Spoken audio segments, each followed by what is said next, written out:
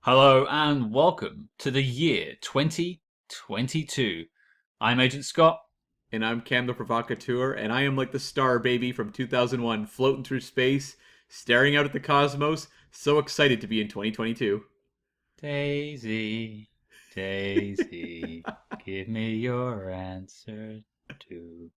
Yeah, so we did this last year, Cam. We did like a wrap-up episode of 2020, as it were.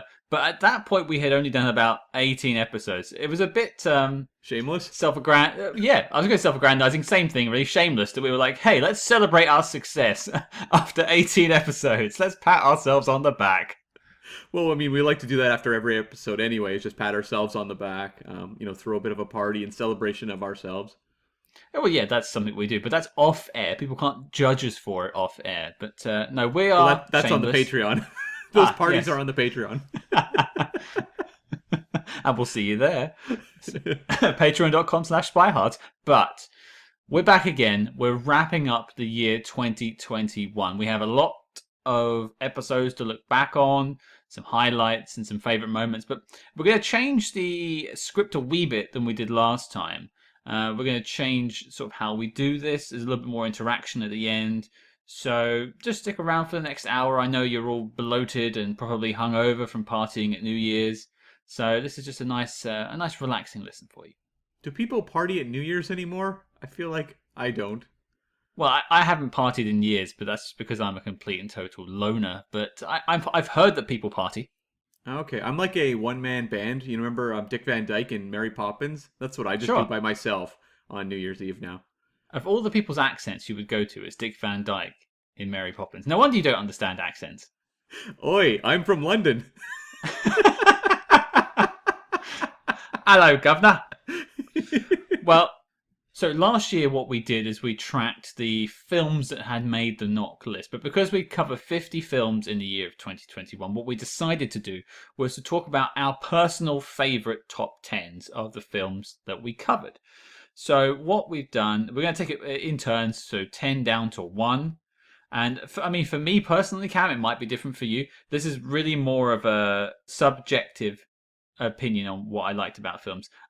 Not many of these are on the knock list, I have to say. This is just more films I had fun with, that I would go back and have fun with again. How did you rank them? Objectively, there's only one answer, and it is mine. I mean, people know this by now, but Cam edits the show, and frankly, he edits half of my stuff out of it just so he sounds better. You mean people don't even know about our third co-host? Okay, Cam, number 10 of your top 10, but the bottom of the top 10, as it were. I'll go first, and this is going to be a controversial one. Remo Williams. You've got to be kidding me. This is madness. I came at this from an angle of like, what did I have more fun watching? What did I have more fun talking about? Now, Remo Williams is not better than Goldfinger. Okay, I can objectively say that. Goldfinger is not on my top 10 list.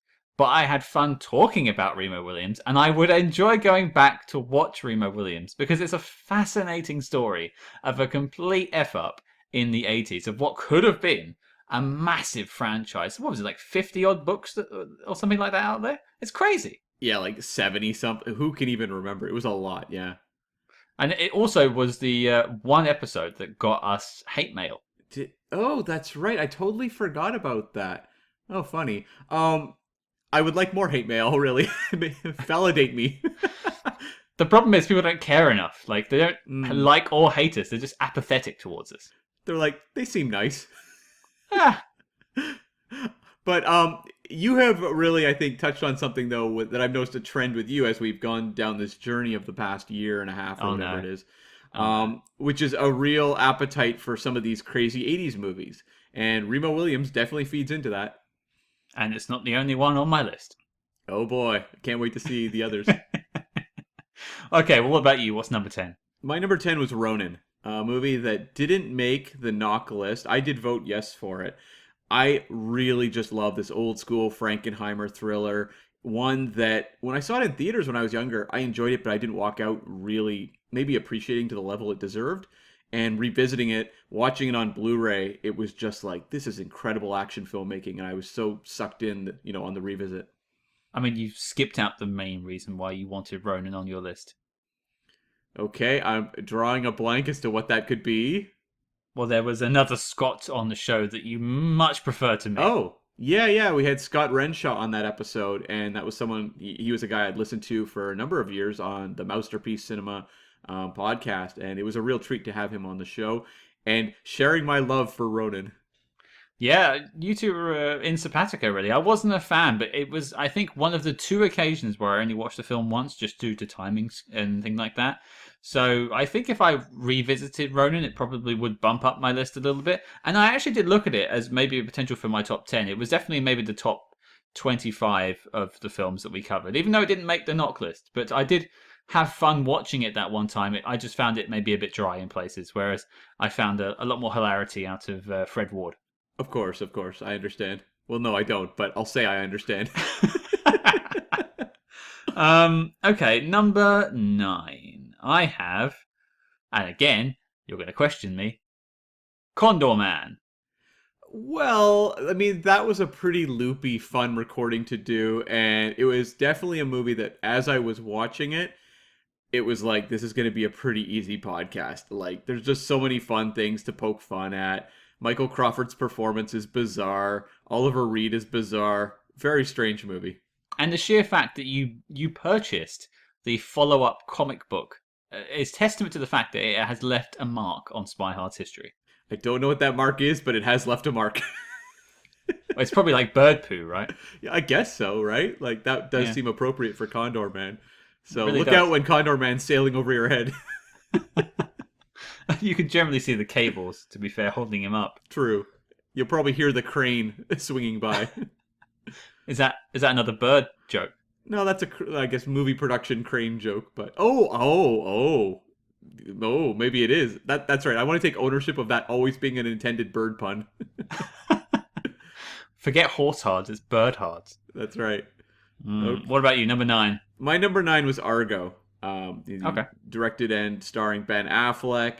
And this was another one. Like, I really did enjoy this movie in theaters, but going back to it, I was really wowed by just the skill that goes into its filmmaking. And I was just so immersed in this movie. And we could talk about the historical inaccuracies, but it's a portrait of a historical event that just completely pulls you in and makes you actually want to go research the actual events, which I often think is more valuable than a beat for beat retelling of the historical event. So I think Argo is a really fantastic example, and it's just filled with great performances that are so much fun to watch. Yeah, see, once again, you've taken this list very seriously. And, Argo is a great film. I believe it made the knock list, right? Yeah. And quite rightly so. I think we really enjoyed revisiting it. I mean, I had some problems with maybe the Hollywoodization, if that's a word, of the story, and you seem to maybe enjoy that side of things. But I did love the hilarity of the sci-fi side storyline with John Goodman. That was quite fun to watch and to be realized on screen, and also what's great about the whole Argo story is it's based in real life. They did try and create a fake film to help get these guys out, and that's a really interesting story. And I think if I'm going to be the film critic guy, I think it was a solid film, so I think it's a solid choice. Well, thank you very much. I mean, my list is not solid, Cam, I have to say. It's rickety at best. Well, let's bring on number 8.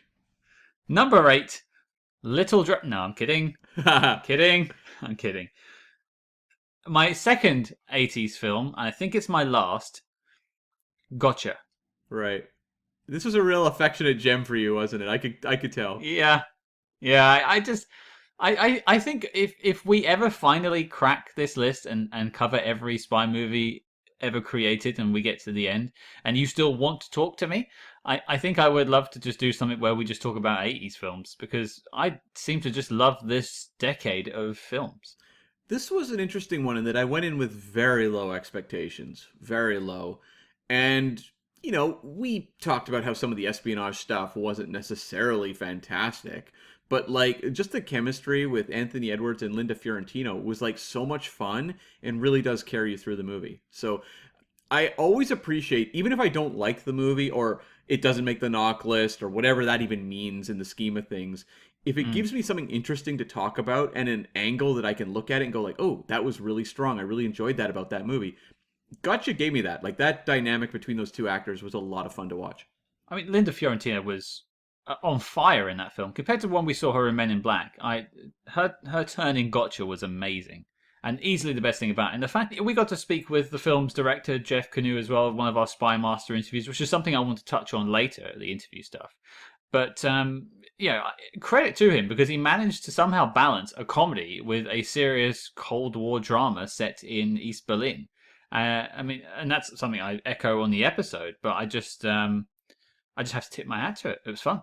Yeah, it was a genuinely fun movie, and I enjoyed watching it both times. I don't usually watch things twice, but I did because of the time in which we did the interview versus the review, and it was not a painful effort to go back and rewatch it. For me. Number 8, go for it.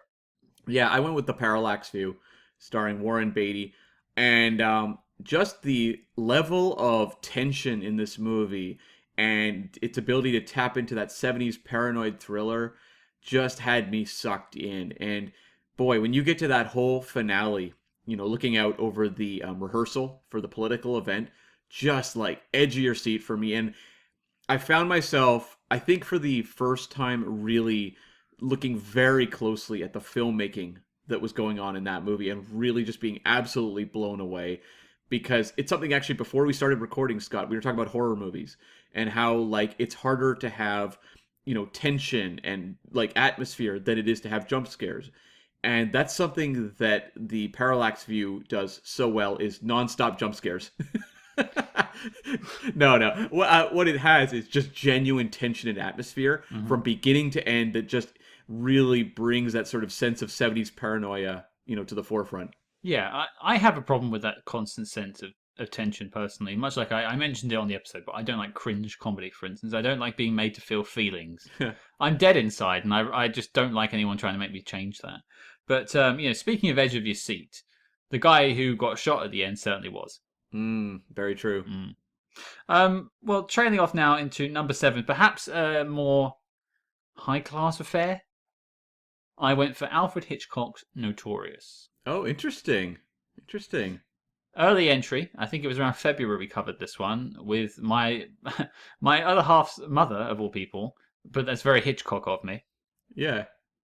And it left a mark. It was such a cool and suave story.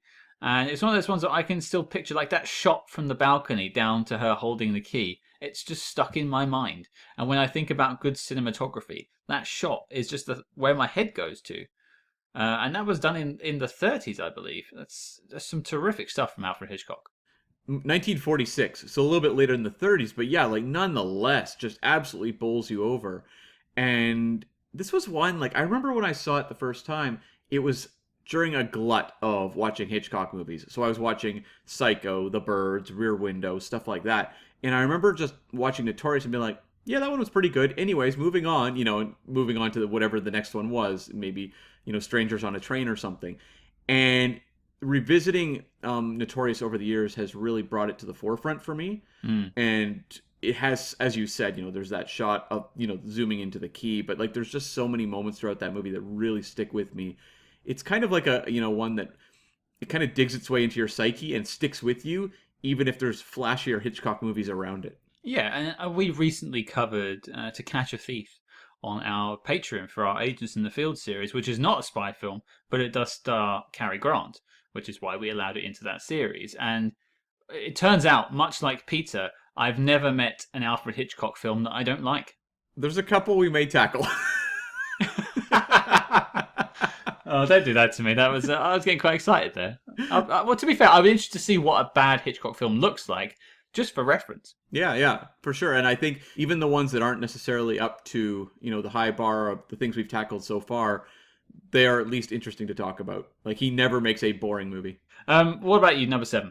Yes, number 7, I have Bridge of Spies with Tom Hanks, directed by Steven Spielberg. And, like, I've been hit or miss with Spielberg historical films. Like, I think some of them are really strong. Other ones, I just kind of go, I can appreciate what he's trying to do, but this movie did not grab me whatsoever. I think of like The Post from a couple years ago with Meryl Streep and Tom Hanks. Like that one, I was like, yeah, that was nice. Anyways, moving on.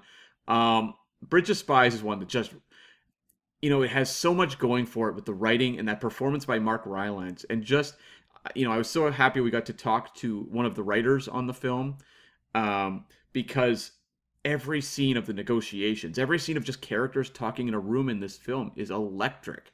And so this was a real joy to revisit. Yeah, absolutely. And it was, again, a thrill to see the behind the scenes stuff with Matt Charman. Mm-hmm, definitely. Next up for me, number 6, another classic film, an older film. I went for Spy in Black. Right, yeah. I seem to be smitten with 80s films and 30s and 40s films, which is not something I think I would have said at the start of this podcast. No, definitely not. I remember you were, we've touched on it in the past where you were like somewhat nervous about some of these old movies, like probably fearful you were going to be facing some movie that like looks really rickety and awkward, but has like me saying things like, well, this is one of the most important films of all time. And you're like, I guess, but it looks like one of those spoof black and white movies from The Simpsons, but movies like this, that's not the case at all. And also, it gave me a meme that I've been using ever since on my WhatsApp, which is the picture of Conrad Veidt staring at a stick of butter. Of course, yeah. An epic scene. This one was a runner-up for me. It didn't make my top 10, but it was one that I really appreciated watching it because we have a master list that we pick off of, and we try to work in obscurities. And there's things on there I haven't heard of that we add. I hadn't heard of Little Nikita, for example, before we tackled that. And that was the case for The Spy in Black. I'd never heard of this movie, and we added it, and I thought, well, in my mind, I feel like I'm often walking into ones like that, expecting something maybe that's a little creaky, and there's a reason it's not necessarily mentioned much anymore. And this was a case where I was like, wow, I was really bowled over by how effective this was. And this was a, Powell and Pressburger film, and a really fantastic one. I mean, judging from the downloads, I don't think many people had heard of Little Nikita. That seems to be the case. So, my number six, my number 6 is a movie that was the exact opposite in terms of downloads. People have really appreciated this episode, and I had a total ball rewatching this movie. And that is Where Eagles Dare with Richard Burton and Clint Eastwood, the World War II espionage film. What a total blast. I am, just in general, a bit of a sucker for these men on a mission movies. I love The Great Escape and a lot of the ones that people would hold up as kind of the high bars.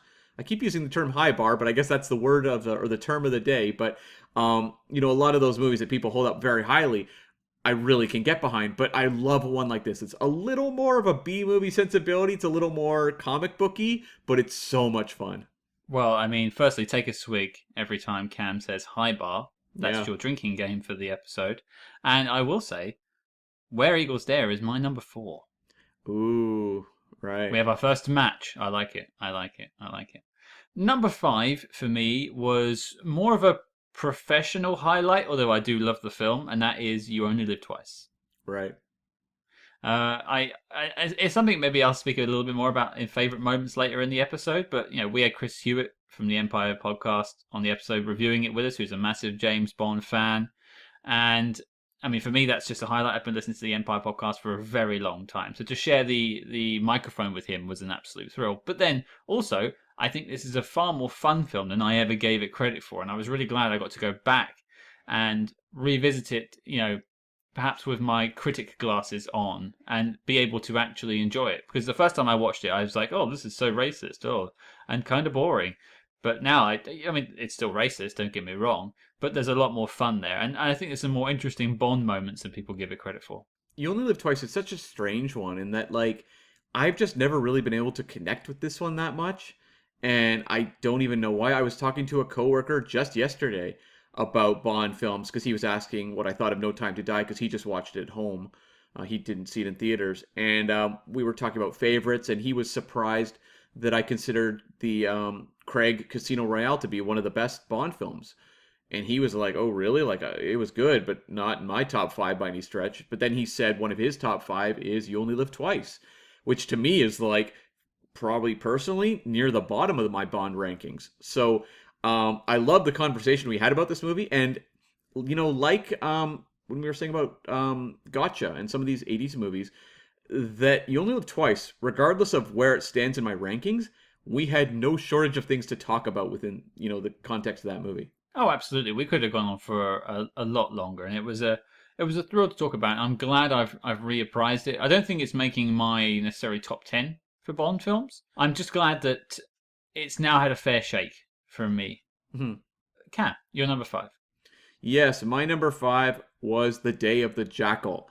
This was a film I had never seen before. That's one of my favorite things too, is when I get to watch a movie that's been on kind of my list of things to watch at some point that I've just been too lazy to get around to. This podcast forces me to watch some of these movies that have been sitting on my shelf forever. That was the case of The Day of the Jackal. I'd had it on my shelf for probably 2 years, and I absolutely loved it. It was docudrama done effective and efficient and just like mesmerizing to watch. And Edward Fox as the Jackal, I'd heard about this performance over the years, but it's kind of one of those like, yeah, I'm sure he's great, but you're also fearful you'll watch it and be like, yeah, I don't really understand the hype. But watching the movie, I was bowled over, and like The Day of the Jackal becomes so much better even after you watch the remake, The Jackal. Certainly makes you appreciate it, doesn't it? It does, yeah. Yeah, I'm never going to live down that remake, unfortunately. What a film! But actually, The Day of the Jackal is my number 3, so we have a second match, which is nice to see. Well, my number 4, as I've already said, is Where Eagles Dare. I think it's a fantastic romp, and it was my introduction to sort of the Man on a Mission series. We would go on to do another one in 2021, which was The Eagle Has Landed. Maybe not as high up on my list as Where Eagles Dare, and I think Where Eagles Dare is the kind of film I would actually buy a copy of and rewatch outside of this podcast, which is one of the reasons why it made my list. But I didn't say this in the beginning, but my top 10 list was really just more of a solid 10. They weren't really in order, but I realized when we did the recording, you put yours in order. So I've tried to order mine, but I'm not too sure on the numbers, so maybe it would move a little bit. But yeah, Where Eagles Dare is definitely in my top 10.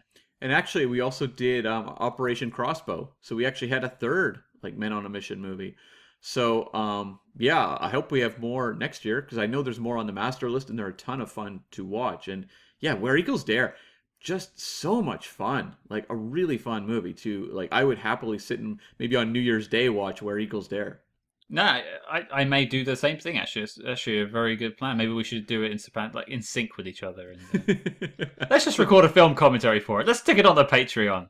Oh well, that's very likely to happen at some point in the future. Yeah, patreon.com/SpyHards. That's right. Go for it, Cam. Number 4. So my number 4 was From Russia with Love. This is classic Connery, a Hitchcockian Bond film. Red Grant, Rosa Klebb, like just so many iconic elements. And I always get sucked into this one watching it, and it's almost boring to start putting Bond movies at the top of the list, but like when they're this good, what do you do? I've only got 2. Thanks, Scott. In the top list. So. Thanks for backing me on that one. Yeah, well, I tried to have more fun with my top 10 list, but back to From Russia with Love. I loved this film because it was, and you used the word on the episode, Hitchcockian in itself. It's the closest, even with the train stuff, all jokes aside. But it's one of the most tense Bond films, especially that stuff in the train with Red Grant. It's an actual masterpiece, quite easily making the knock list. It wasn't even really much of a question when we watched the film. And it's one I would go back to. If I had to say, like, what was my favorite Sean Connery Bond film, I think it probably is From Russia with Love.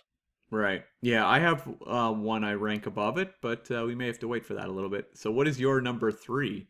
My number 3, which we've already tackled, was The Day of the Jackal. Right. So what about you, number 3? My number 3 was Notorious. So we actually had a match earlier on that I just didn't mention. So, yeah.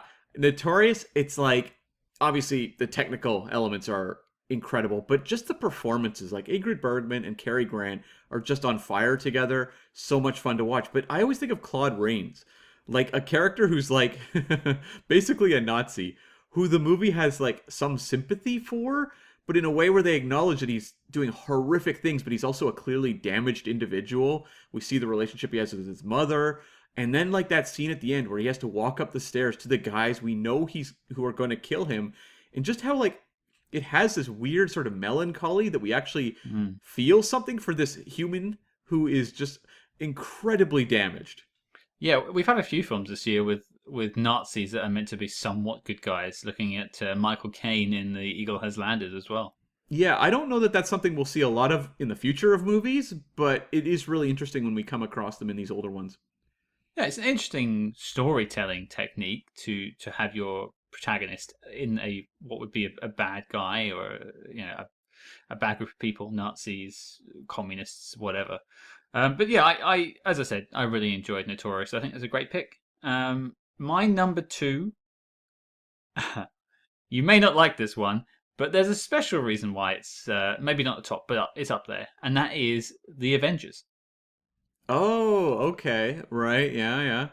And I mean, it's also kind of tied into maybe one of my favorite moments we'll talk about later on as well. But we put so much effort into that coverage of the Avengers, and it was so nice to see the great feedback from people because we spoke to Don McPherson, the guy who wrote the film. We spoke to Jeremiah Chechik, the guy who directed the film, and we had a massive episode. It was also around, I believe, it was our anniversary around the Yeah. same time. I think we timed it with that, and so it was just a really nice week of coverage, and I felt like no one's written the book on the film until we came along. And I think we really did leave our mark on the legacy of that film. And, and not only that, but it's also, I mean, the film's not great. Let's be honest with ourselves. It's no masterpiece, but it's one of those films you could stick on and just laugh your way through it. It's not offensive like some of maybe the bad ones we'll get to in a bit. It's a perfectly fine film and a jolly romp. And I still am fascinated by the hour and 45-minute cut that's out there somewhere. When people talk about bad movies, it's like there's a dividing line. Like there's bad movies that we've talked about on this show that like were bad. They were brutal to watch and you just really don't enjoy the experience of sitting through the 90 minutes or 2 hours of them. But like that was not the case with the Avengers. I watched it twice as well for this review because of when we were doing interviews versus the actual episode. And it was painless to watch both times. It's a mess. It's a disaster. But it gave us no shortage of things to talk about. And we basically did what, like 4.5 hours of Avengers content that week. And it never felt painful to be continuing to talk about the Avengers. So this movie offers a lot. It's like, I'm going to name a movie I think people hate, but like I have a lot of fondness for Batman and Robin. That is a obviously notorious film. Arnold Schwarzenegger's Mr. Freeze puns alone.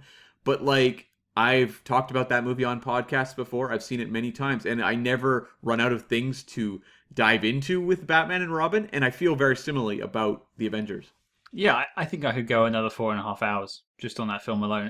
And much like you bought the Condorman comic, I've bought several pieces of tie-in marketing stuff for the Avengers. I wrote the novelization, which has all the missing scenes, and I've read that. It's very interesting. And the making of book, which had photos of the scenes missing. So like I pieced together a lot of what was missing from the film, and I just find the entire thing fascinating.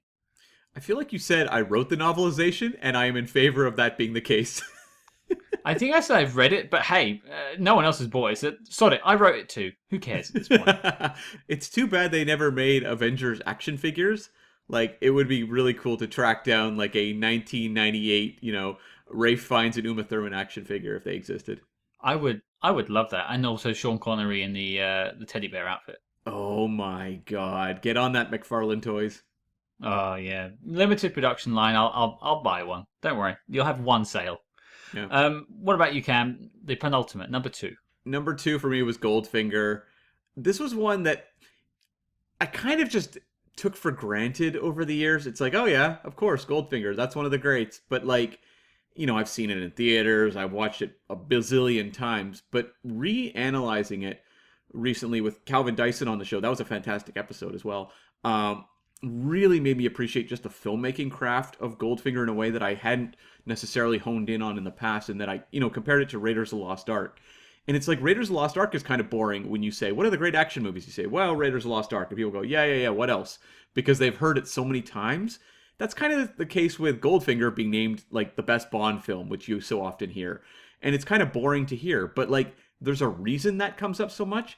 And just the filmmaking, like the efficiency of the storytelling, Connery's in full like Bond mode. He's just incredible in that film, and just great villains. It's almost so perfect that it's uninteresting, but I love the movie. I mean, Calvin Dyson said it on the episode, and he was a great guest. And if you haven't checked out Calvin Dyson, check him out on YouTube right now. He said he wanted to come into this review as like giving it this outsider opinion. Maybe it isn't what it's cracked up to be. It's not the best, but just watching it for the episode, it just is one of the best, if not the best Bond film ever made. And I mean, it's not. It's in my maybe top 5 currently, but it's definitely up there for me. And I agreed with Calvin. I wanted to come in and be the edgy guy and be like, well, it's not that great. And what about the Pussy Galore stuff? But the rest of the film is just near on perfect. Yeah. It's like every actor who's, occupying a role in that film is just perfect. Like they're iconic, every single one of them. And maybe not the guy who played Felix Leiter, but other than that, like everyone is just so locked in, and it is kind of one of those magic Bond films where it's like all the elements are there that obviously we would see in a bazillion other Bond films, but like they all just come a little bit extra to life in this movie. Hey, the ladies by the pool thought Felix Leiter was very magical. True. You got me there. They could not get enough of the Leiter. Well, okay, another Bond, and my number 1 choice. The World Is Not Enough. Oh, that is not what I thought you were going to say. Interesting. Yeah. I love Brosnan. Of course. He was my Bond. I was brought up on the Brosnan Bonds. I saw this film in the theaters, and we had a great time talking about it with Dr. Lisa. Again, someone else worth checking out, guys. And it helped me reapprise again that film, and it definitely bumped The World Is Not Enough up from a very low entry on my top 25 to very high up now, and it really helped me appreciate Bond's only female villain. Apart from perhaps Rosa Klebb, but she wasn't the main villain. Right. As a piece of work, I just think it's a fantastic bit of Brosser. I've got some problems with it that I would probably tweak if I had some way of doing that going back. But as I said, this list wasn't necessarily in order. The World Is Not Enough has definitely jumped over Tomorrow Never Dies in my list of Brosnan films from rewatching it. But don't worry, Die Another Day is still at the bottom. Yeah, I understand that. Yeah, like The World Is Not Enough. I roll my eyes so much when I see people give it the equivalent of like the 2-star rating and be like, whatever, another bad Brosnan film or something, like the very dismissive. And I tend to notice this one gets dismissed a lot. More than Die Another Day. I think people get angry about Die Another Day, or they have things they want to say about Die Another Day, whereas World Is Not Enough, you get kind of just the eye rolls. And to me, there's so much interesting going on in World Is Not Enough. It's not, my favorite Brosnan by any stretch. It's probably my 3rd favorite, but like 3rd or 4th. So like that's not exactly, lofty, but revisiting it, with Dr. Lisa Funnell on that episode, and just over the years coming to appreciate what they were doing with Electra King, I think is what makes this one really stand out. So as someone who is a huge Bond fan, even the bad Bonds or the lesser Bonds give you something interesting to talk about usually, but like I feel like World Is Not Enough is even elevated a little bit above maybe a lesser loved Bond film just because of that character. Well, I'm glad we could welcome The World Is Not Enough to our nuclear family.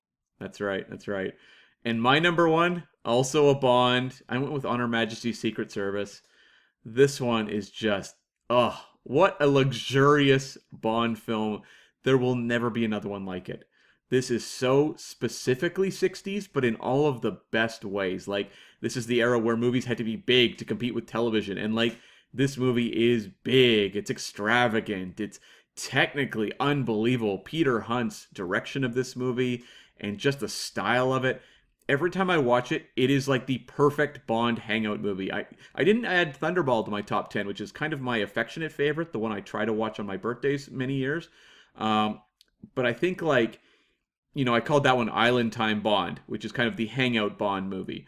But like On Her Majesty's has it just a little bit more. And this is like, again, one of those movies where there's just a bit of magic happening between the frames here. And that's a real credit to obviously the filmmakers and a lot of the co-stars, because like George Lazenby was not a well-honed actor. This was his first time out. In many ways, it's an unfair film for him to be plugged into. He should have had more of a standard mission-based episode, to set him up the way that Connery did or the way that Moore did. he got thrown into the really heavy subject matter right out of the gate. Like, imagine if Daniel Craig's first Bond film was like No Time to Die. You'd be like, this poor guy. Like, how did this wind up being the movie he has to be introduced in? That's kind of what Lazenby had. And the fact that you walk out of the movie appreciating him, what he brings to the story, and how he kind of lands those important emotional moments, that's enough for me to think of him very strongly as a Bond. And I love this movie. I love everything about this movie except for George Lazenby. Right. I just think if Sean had been in this role, or Roger, I think this has every possibility of being the best Bond film ever, and maybe beating Casino Royale in conversation. But I think, and yeah, we spoke about this on the episode, but I can't get away from the George Lazenby of it all. And so it always brings it down slightly on my list, and why it didn't make my top 10. But, hey, there's a great feeling around it. It's one of the only Christmas films. We've just covered it. It has that, and also we spoke to John Glenn. Like, what a story, what a guy, and I loved all of that. So I have a warm tingly sort of built into the film. But when I think about it objectively, I struggle with Lazenby, I have to say. Right. But I completely get it being your number one. I completely get it. Yeah, and it's not recency bias. This one would have been number one probably on any year we would have covered. Depending, I suppose. I mean, I guess if you have like a North by Northwest in that year, maybe it trumps On Her Majesty's, but like On Her Majesty's is, I hold it in very, very high regard just in general. Absolutely. Well, okay. That's our top 10. Now, what we did do, maybe we'll sort of go through this a bit quicker, is our worst 5 films of the year. This, again, isn't in any particular order, but and also, I think they require less explaining. Because if you listen to the episodes, frankly, you'll know why. Cam, why don't you lead us off? What's number 5 on your bottom 5? Taken 2. I did not look forward to revisiting some of these Taken sequels. Boy, Taken 2 does not hold up. Like, it's got real racist elements, but also just like the action choreography is inept on every conceivable level. It feels so sluggish and just like kind of a bad retread of the first one. So, yeah. I have nothing to add. It's a slow slice, and your blood's just slowly draining out of you as you lose all your life force as you're watching the film. It's not a fun thing to do, but we did have great guests, which really did help the episode. Yeah. My number 5 was The House on 92nd Street. What a painful film to watch. It just, not only is it just dull, utterly dull, it has nothing going for it, but it also has some terrible acting, and it feels like it's 2 films stitched together. You've got like half like documentary and then half drama. It's not a docudrama that's more interwoven. Say something like Argo, for instance, feels kind of docudrama. Whereas this is literally just 2 pieces of, like, one's actors in a set and the other one is people working at the J. Edgar Hoover building in the FBI. Yeah, it's real clunky. Real clunky. This one didn't make my worst just because of, obviously, Briggs, who is like the greatest protagonist we tackled this year.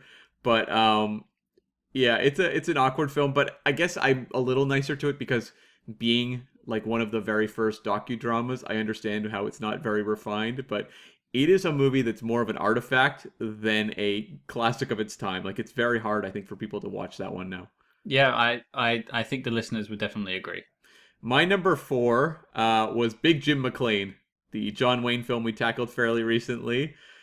Oh boy. Like, this one has some of the awkwardness of A House on 92nd Street, but with like the added like Red Scare kind of, I don't know, kind of sinister overtones that are going on here, where this movie feels deliberately programmed to get the audience to side with a lot of the weird politics of the film, and it's uncomfortable even now.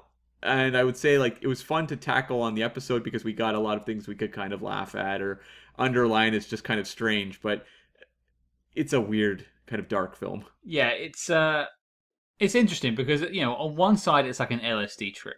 Like, it's completely insane now. Yeah. I'm sure at the time it felt quite sane. But, not only does it have this, the Red Scare element, jingoism about it, God Save America, that sort of stuff, but also your protagonist fails. So I mean, they're making a story version of a real life event. That adding to it. They could have just changed some stuff and made him maybe win the court case at the end. But his entire mission is a failure. So it's 90 minutes spent surfing in Hawaii with John Wayne for no reason whatsoever, apart from you get to see him with his top off on a boat. It's not generally a good thing when you're siding with like the Joseph McCarthy of it all. And that's what this movie's doing, right? Like it's very much in support of something that we now look back on as incredibly harmful. Yeah. My number 4 was Big Jim McClane. Yeah. As I just said, it was just not a good film. We had a lot of fun talking about it in kind of a, laughing at it sort of way. But yeah, not a good film. What's your number 3, Cam? My number 3 was Bullet to Beijing, the return of Harry Palmer in TV movie form.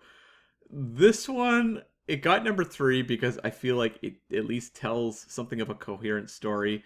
It's trying a little tiny bit, but this is not the return that this character deserved, and it's best remembered as a forgotten footnote on the career of Harry Palmer and Len Dayton's work.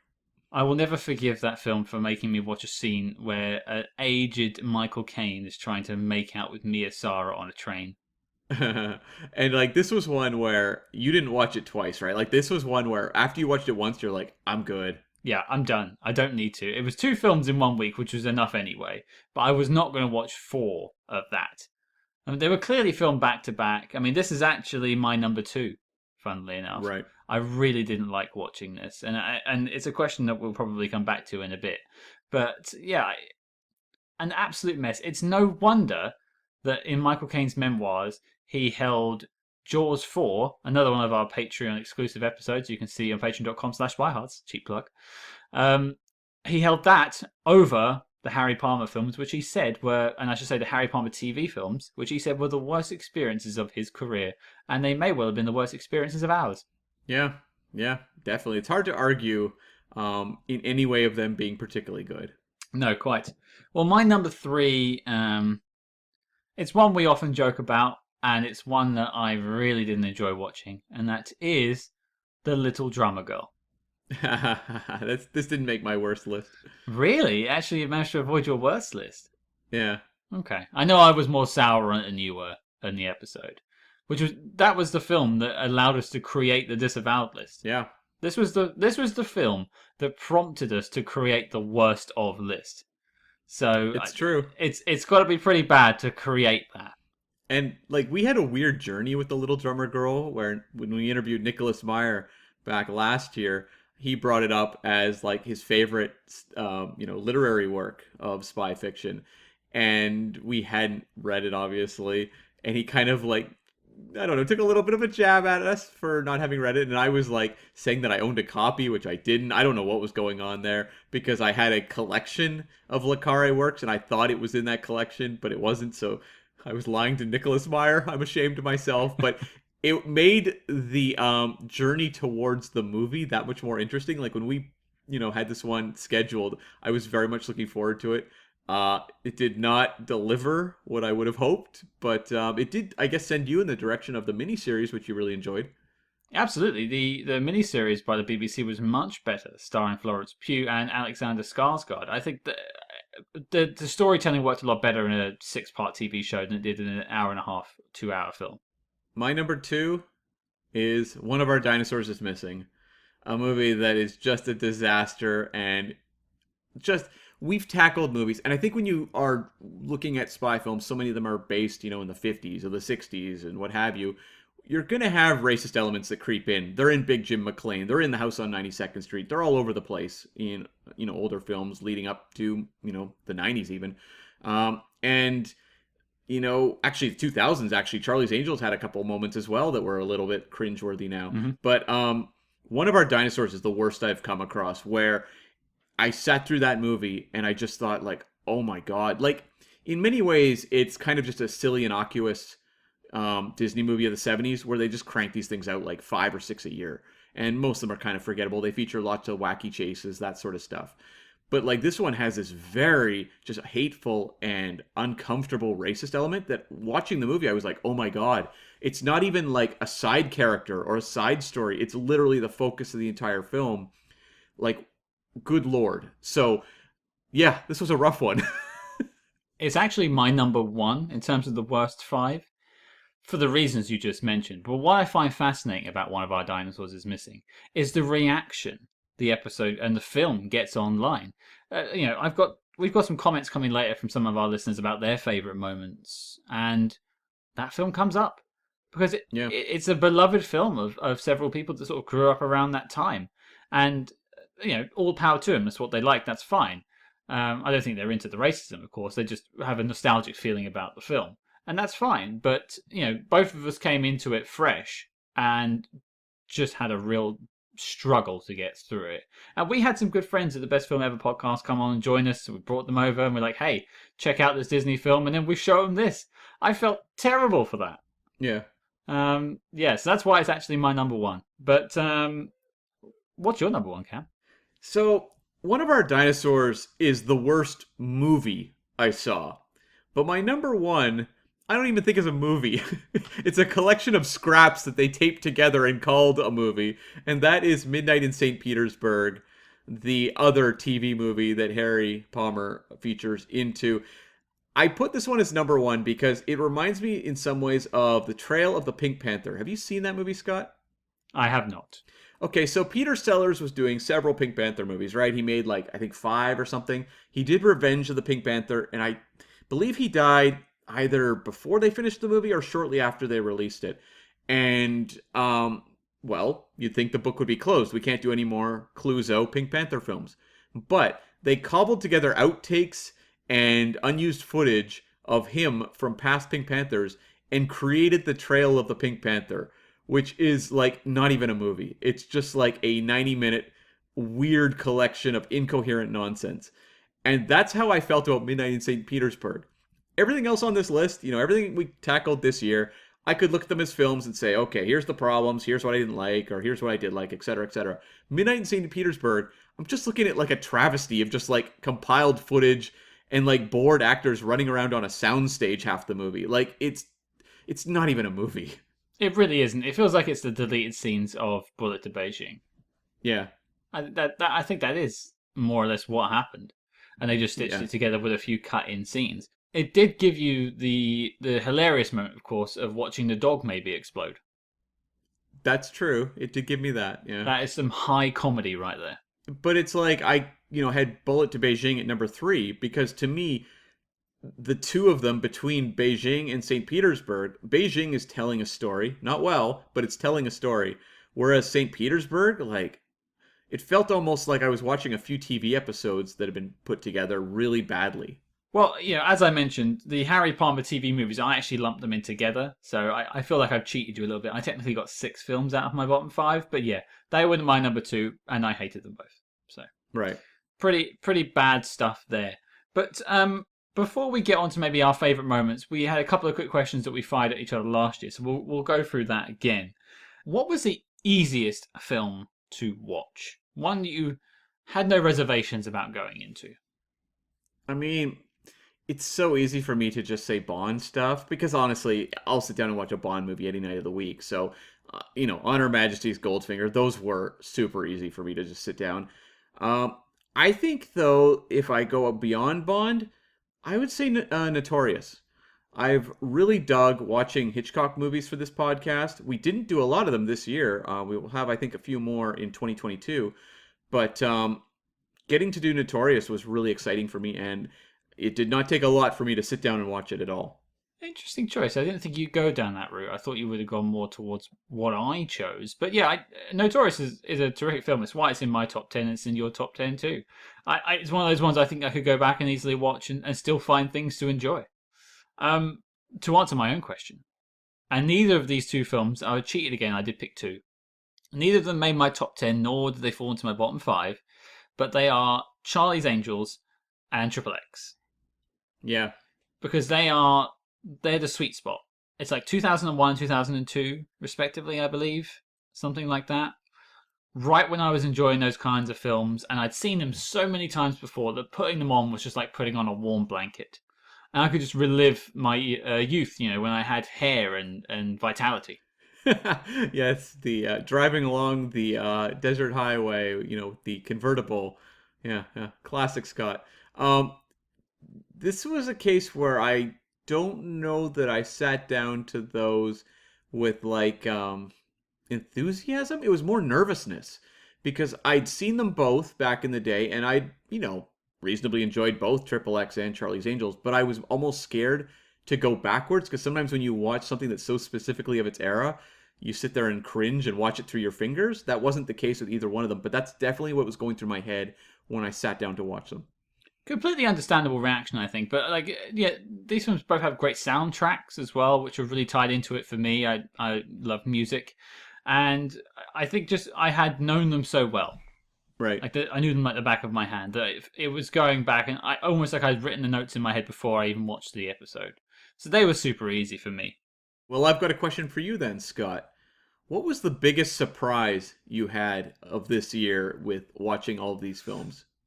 Biggest surprise for me. Interesting. I think it was Where Eagles Dare. Right. I had never seen a Man on a Mission film before. I don't think I'd ever seen a Clint Eastwood film before that point, or Richard Burton. So I was very cautious about going into it. But I was just blown away. Like, easy film to watch, despite having a really complex spy plot and a very confusing scene around the dinner table.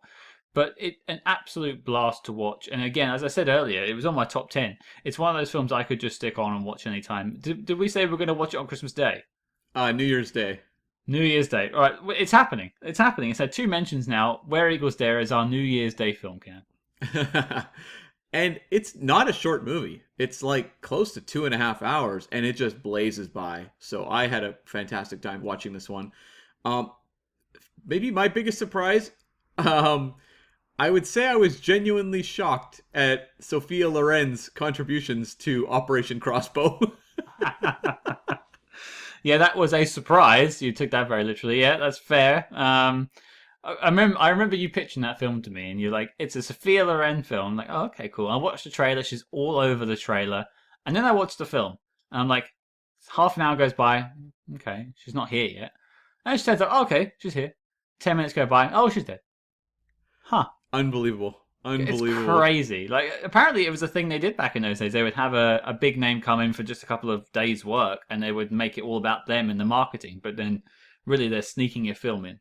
I mean, I guess they still do that to this day, where you'll see one of these straight to streaming movies starring Bruce Willis, and he was actually only on set for like 3 days or something like that. So it does happen, but this was a definitely a surprising example we came across. But I guess on a more serious note, The Spy in Black, I referenced it earlier, was one where I went in having no clue what it was and just really being bowled over, and it's one I could definitely see myself watching more times in the future.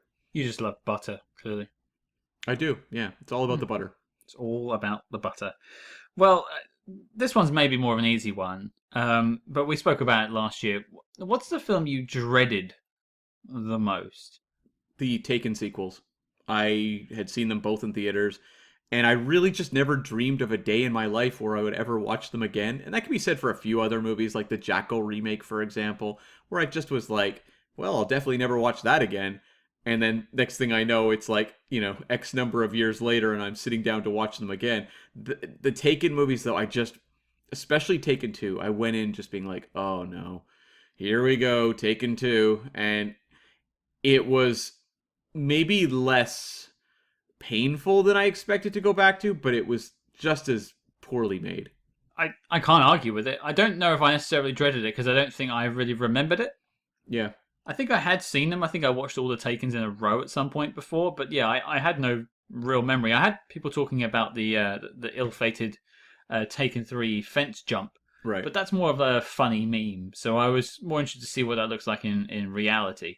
So I wouldn't see that was dreaded, but then obviously you were reviewing films when these films came out, so I completely understand you not wanting to go back to them.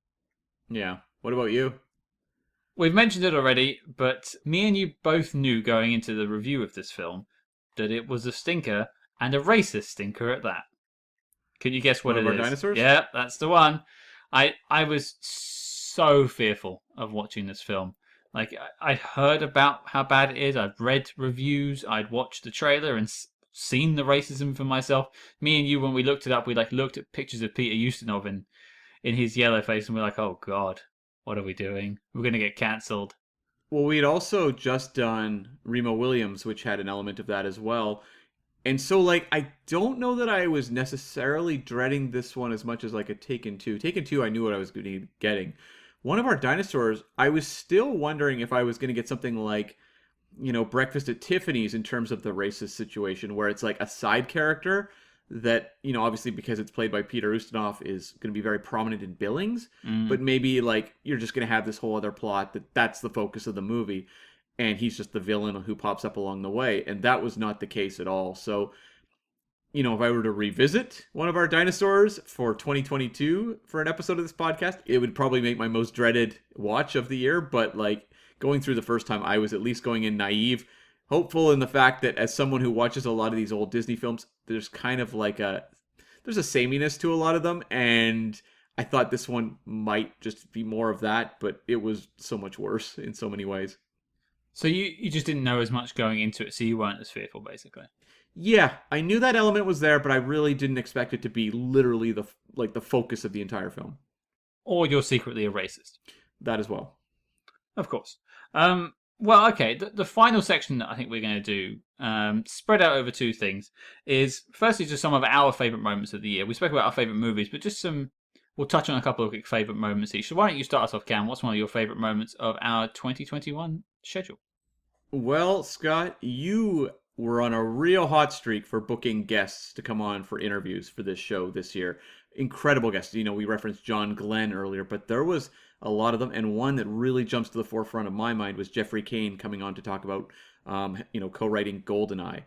And one of my favorite moments was where he laid out the Russian roulette scene that he wanted to take place between Bond and Zukovsky early in that film. And when we had the interview with Nicholas Meyer in last year, he came on and talked about pitching take on the villain for Tomorrow Never Dies, the Carver character, and I was on the edge of my seat listening to his pitch. Same thing with Jeffrey Kane pitching his idea of the Zukovsky meeting at the start of GoldenEye. He sticks a gun in Valentin's face, and somebody sticks a gun at the back of his head because Valentin had outthought him, and in he's brought and sat down in a chair. And then you remember there are a couple of half-naked girls wearing cowboy boots who shoot guns at the seat on either side of his important parts, right? Do you remember that? Mm-hmm. That's not a scene I love. And if I'd had my way, that scene wouldn't have been there. But I can tell you what would have been there instead. And I'm hoping they'll agree that it would have been better.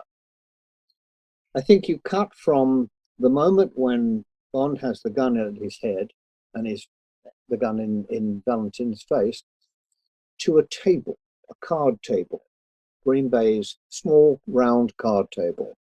Bond's on one side, Valentin is on the other side.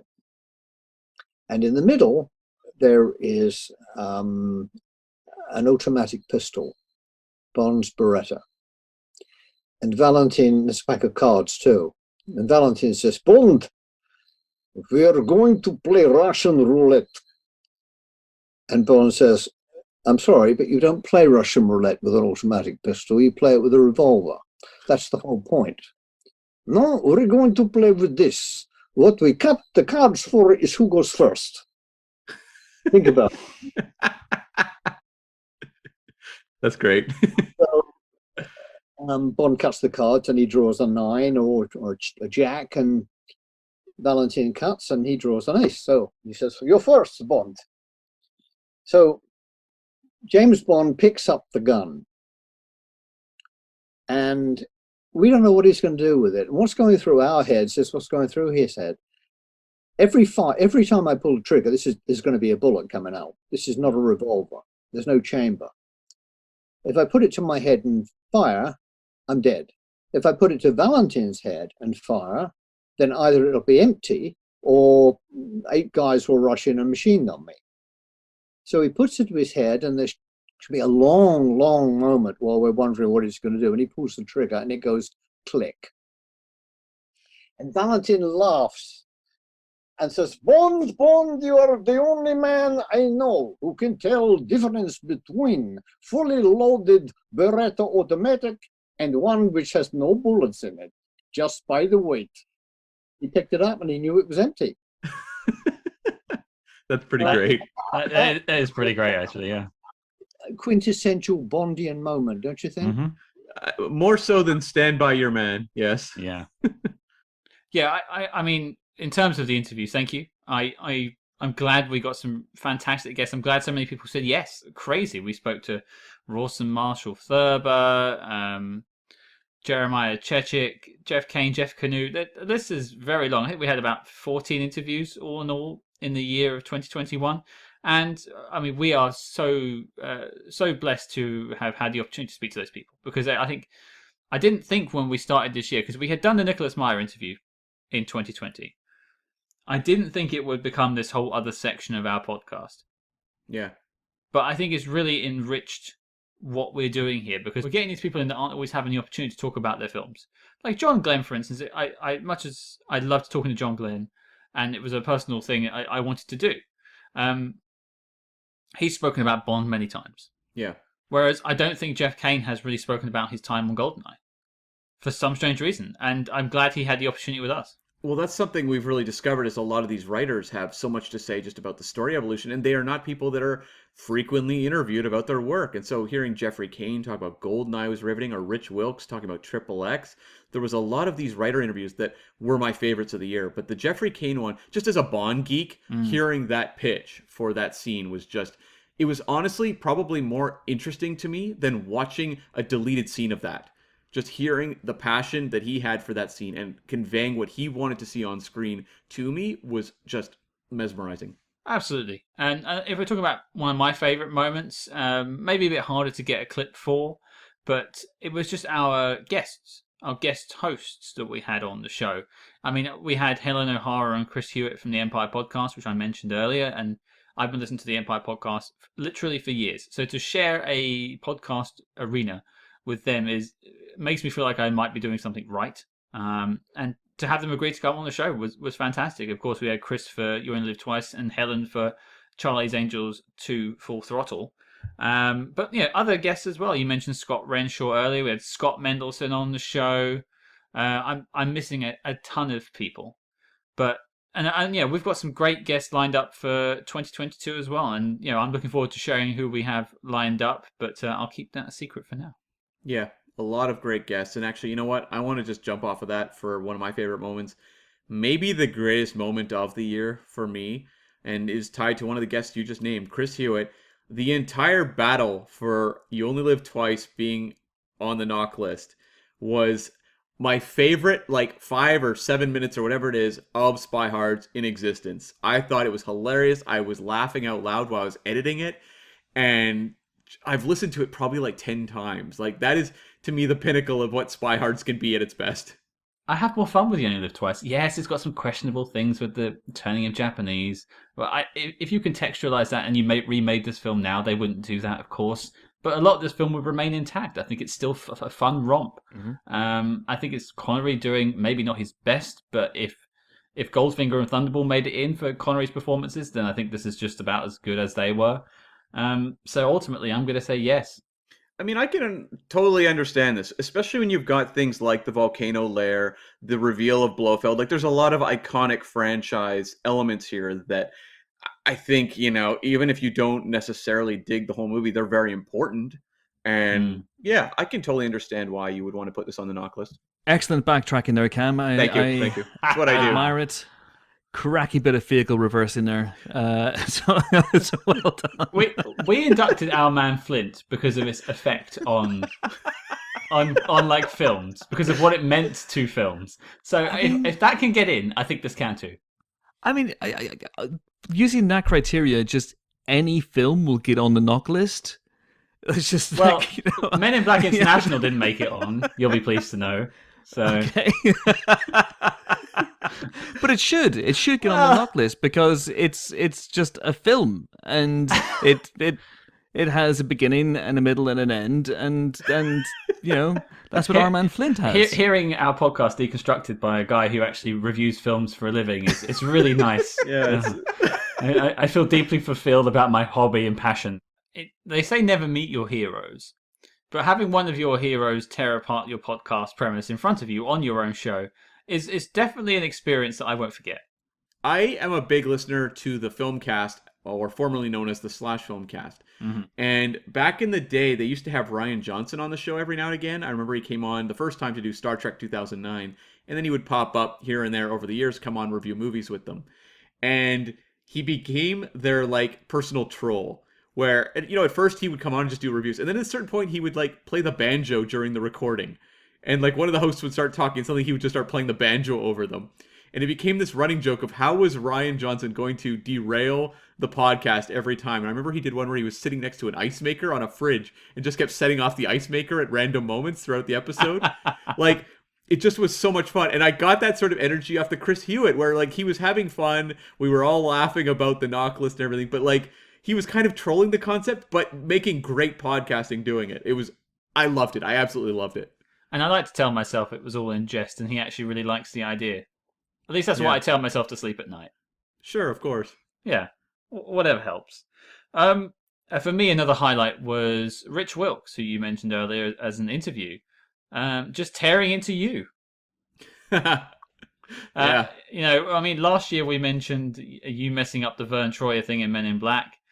That was a personal highlight this year. But hearing a bona fide screenwriter who has written several major motion pictures tearing you to pieces and saying your opinions are basically invalid was one of my funniest moments, because I just got to sit there and watch him take you apart, which was fun.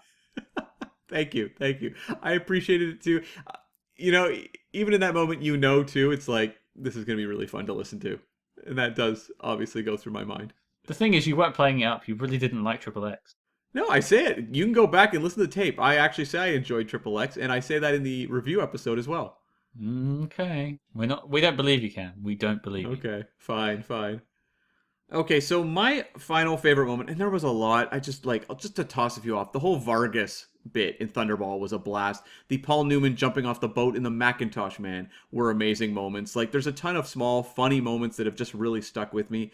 Another one was Aubrey's Gollum impression in our Jason Bourne episode. That was a real highlight for someone like me who loves impressions. That was an absolute blast, and I can't wait to have Chicklet back on the show at some point. But the one I would really want to cite is, honestly, just the Brosnan Roundtable episode.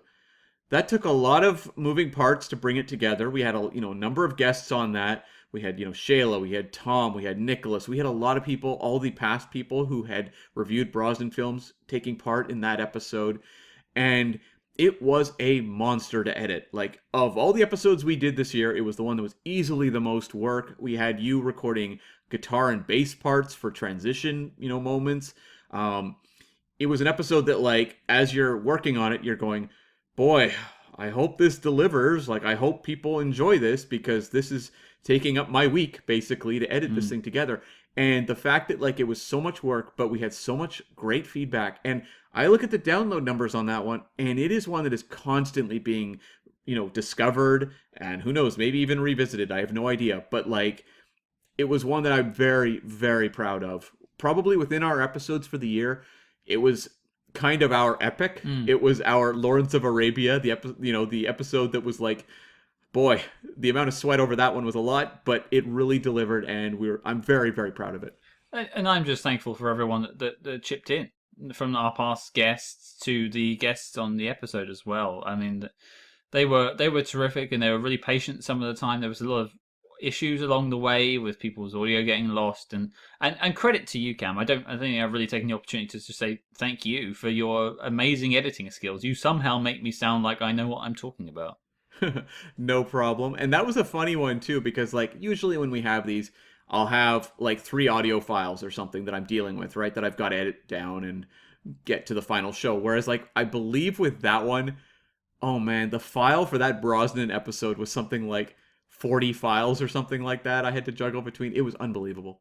And to be fair, that was our first ever roundtable, because it was the first time we'd ever wrapped up a Bond. Yeah. And I think going forward, we will be doing roundtables for the Bonds, but we're looking to also do roundtables for other franchises that we've wrapped. But further on down the line with a bit of distance. Maybe we'll do a Jason Bourne one this year in 2022, because it's been a while since we've spoken about him, or maybe we'll wait a bit. But, some of the bigger franchises that we've wrapped up, maybe we'll do on for Austin Powers when we get around to that.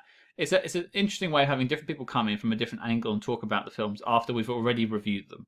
Well, that was some of our favourite moments, but before we wrap up, we actually threw the question out to some of our listeners for their favourite SpyHards moments in 2021. So without further ado, me and Cam are going to take it in turns and read them out. The first one I have comes from Shane at 007 Islander on Instagram, who says his favourite moment was the What Does Vargas Do t-shirt. Thank you, Shane. And, of course, the Jeffrey Kane interview. And, yeah, we had a blast with that. And also, as for the shirt, it's still on sale on redbubble.com. Thank you to Shayla, who designed the shirt. And thank you to everyone who's purchased one. Well, here's one I have from Shayla. So, she mentioned, anytime Cam sings a Bond theme, it's my favorite moment. So, yeah. Take it away, Cam. GoldenEye. From Russia with love, I say to you, tomorrow never dies. The world is not enough. Goldfinger. Die another day. Sigmund Freud. Thunderball. You only live twice. On Her Majesty's Secret Service. And of course, you can find a link to Shayla on Twitter by just looking at the show notes, and she is mentioned in reference to the Vargas shirt which she designed, so check that out. Next up, we have Tom Butler, who is, of course, from the James Bond A to Z podcast, who I recommend you guys check out. But he also joined us for our Brosnan Roundtable, and he says his favourite moments of 2021 was the Jeff Kane interview, which is getting a lot of love today, and he loved the Avengers episodes, especially the Jeremiah Chechik interview. It was fascinating to get the behind the scenes. Yeah, that interview, I think, really caught on with traction with people, the way the Avengers did too, where there was a lot of appetite for that interview, and it's good to hear people enjoyed it. A movie that maybe didn't get a lot of appreciation from us, but Ian Graham referenced one of our dinosaurs episode that we did and said that was one of his personal favorites. And then he says, sorry. We appreciate the sorry for our suffering. But check out Ian Graham's Cult Connections podcast, which was a lot of fun. And we actually talked about one of our dinosaurs on there with him. We somehow went back and talked about that film again. That's right. And this one's from George Aldridge, who, of course, co-hosts the Cinema Savvy show on YouTube, which we've appeared on a number of their James Bond episodes, which I recommend you check out. And he says, loved the I could learn to like it line in your Die Another Day episode. We use that line many times, so I'm assuming he just means the whole damn episode, because we never stop taking the mickey out of that line. And we will continue to use that one long into the future. Gavin Clark said to us, I've been trying to listen to them in order, so haven't necessarily caught a lot of the more recent ones, but I did particularly like the dad action movie Taken. And I said I dreaded going back to watch those Taken sequels. I did not dread editing those episodes, because I thought all three Taken movies produced very fun episodes of this podcast that, judging from numbers, people really, really enjoyed. Yeah, I'll never miss an opportunity to take the mickey out of him buying his daughter a karaoke machine, and then she chooses a horse over it. That was a scene that will always stick in my mind. Shayla also mentioned when the knock list got a dressing down on the Yolt episode is another favourite moment. Scott, you had me laughing out loud at my desk. Well, I'm sure she was laughing at me and not with me. That was a fantastic moment, as I said. Sam Rogers says, I really love the Charlie's Angels films, the first two. So those episodes, and especially thinking about what if the T-1000 danced in Full Throttle, and then laughing to the point of tears emoji. Yeah, that's the Full Throttle was an interesting episode. I think Helen really helped us punch it up a little bit there, because I think we probably would have been struggling without her help. Yeah, it's a crazy movie, and I thought she did a really good job putting it in context and bringing some intelligence to the conversation that is normally absent when it's just the two of us. Yeah, desperately absent. Thank you, Sam. Christian, who is the co-host of the Spy guys, who recently joined us for the Macintosh Man, another podcast to check out, says, I'm going to be a little biased and say that I loved Scott's little song about how much he hated Little Drummer Girl, an episode on which my co-host appeared on. If you want to hear my song, check out that episode. Maybe don't check out the film. Christian also mentions the jump off the boat moment in Macintosh Man. So Very good choice. At Nerdrevert, that's Jason, and of course he's one of our Patreon supporters. Thank you, Jason. He says, favourite episode would be From Russia with Love, as that film is one of my personal favourites. Nice. Yeah. And he also mentions really enjoying Argo and the episodes on The Man with One Red Shoe and One of Our Dinosaurs is Missing, he said, were good for a laugh. Red Shoe did not get a single mention this entire episode. Yeah, weird. Oh well. At FlicksterFan says, I honestly got to go with Thunderball. That episode was just hilarity to me. Yeah, and follows that up with, I really enjoyed Mark O'Connell explaining to you why Thunderball is great. You didn't have to explain to me. I knew Thunderball was great. I'm the only one that doesn't like it, apparently, out of the three of us. But I do appreciate Mark's opinion on these things. So he did get it onto the knock list, I think. Without him, it would have been one Connery didn't make the mark. That's right, yeah. And I remember going into You Only Live Twice thinking, this one won't make it. This is going to be the one that will not make it. And I was genuinely surprised that it did. Thank you all for your comments. Sorry we couldn't get to every single one of them, but again, thank you all for taking the time to send us in your favourite moments. And thank you all so much for joining us over the last year and a half. It's been a really fun time to sit around with Cam and talk about spy films, and we have a ton of great films lined up for you and some really fun interviews too. Definitely. And yeah, it's been a ton of fun, not just with you, Scott, talking about these movies, but also just every guest who took the time to come onto this show. We had an absolute blast with. I am still waiting for the dud guest, like the one where I'm like, oh, this is not going well. Like, honestly, everyone who came onto the show brought really interesting perspectives. We had fun conversations. I think the dynamics really came across the listeners. Well, Cam, I think that wraps us up for 2021. I mean, we did remark in our 2020 episode that it was a bit of a dumpster fire of a year. I think 2021's been a little bit better. A little bit, yeah. I mean, we got to see No Time to Die. That was a highlight of the year, so we got something. Yeah, we had No Time to Die. The world feels slightly more normal again. And yeah, as I say, thank you all for joining us. And we didn't mention, but thank you to everyone who's had us on as a guest this year. There was a number of podcasts that have asked us on to do guest episodes. And thank you all for having us. It's nice that people want to hear us talk for some strange reason. Yeah, I really enjoyed talking about, Bond films with the guys from Cinema Savvy. Check out those videos if you haven't. But just any opportunity we got, especially to go to other shows and talk about things that weren't spy films, was a joy to me to be able to tackle, all sorts of things out there. And yeah, hopefully we've got some more guest appearances in the future. But we will say we are going to be doing a lot of Patreon stuff. So we may be a little busier with that and getting to tackle movies that aren't necessarily spy films. So I'm having fun on both sides, whether it's guests or on Patreon. Yeah, and I mean, I've already worked in 3 Patreon plugs, but hey, let's go for 4. Yeah, if you want to get involved in our Patreon, we have exclusive film commentaries. The first one was, of course, James Bond's GoldenEye, and this week we are actually dropping our second film commentary with the Ipcris File. That's right. You thought you could escape Harry Palmer. You'll never escape Harry Palmer. We're going into 2022, still tackling him. I feel like it's a nightmare that I can't escape. But I'm sure you'll love me going through the motions and having to deal with that film. I'm sure it'll be an existential nightmare for me. So jump in on our Patreon. Of course, our Agents in the Field episodes are there as well. We cover non-spy films from our favourite spy actors. And you can find that on patreon.com/spyhards, or look at the show notes below. Cam, what are we doing next week? Yes, we are going into a strong one. We are going to be tackling Zero Dark 30, starring Jessica Chastain and directed by Catherine Bigelow. This is an interesting one to tackle, actually. It's quite a harrowing film at times, but we have a great guest. We're joined by Marianne Johansson from flickphilosopher.com. So stop on by next week, and your mission, should you choose to accept it, is to watch Zero Dark 30. And join us next week. You can, of course, follow us discreetly on social media at SpyHards. That's SpyHards on Facebook, Twitter, and Instagram. But until next week, listeners, there is clearly no escaping one of our dinosaurs is missing.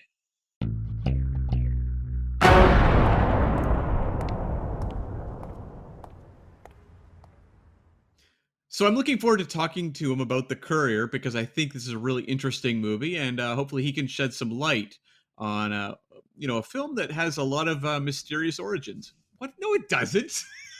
It's just.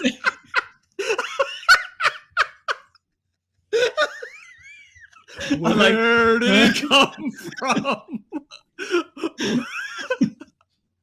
The history books, Canon. It came from the history books. Books?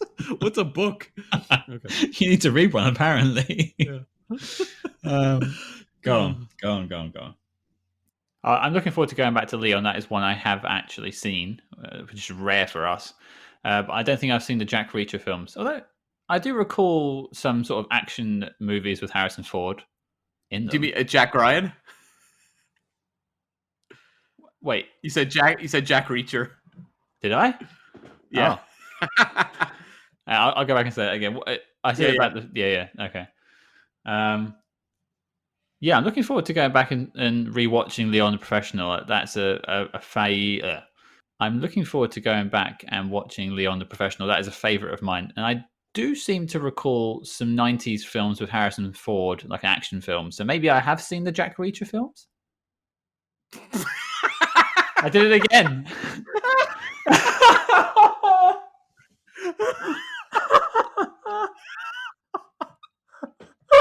I got so far. You had to put that cherry on top right at the end there. Oh, God. All right.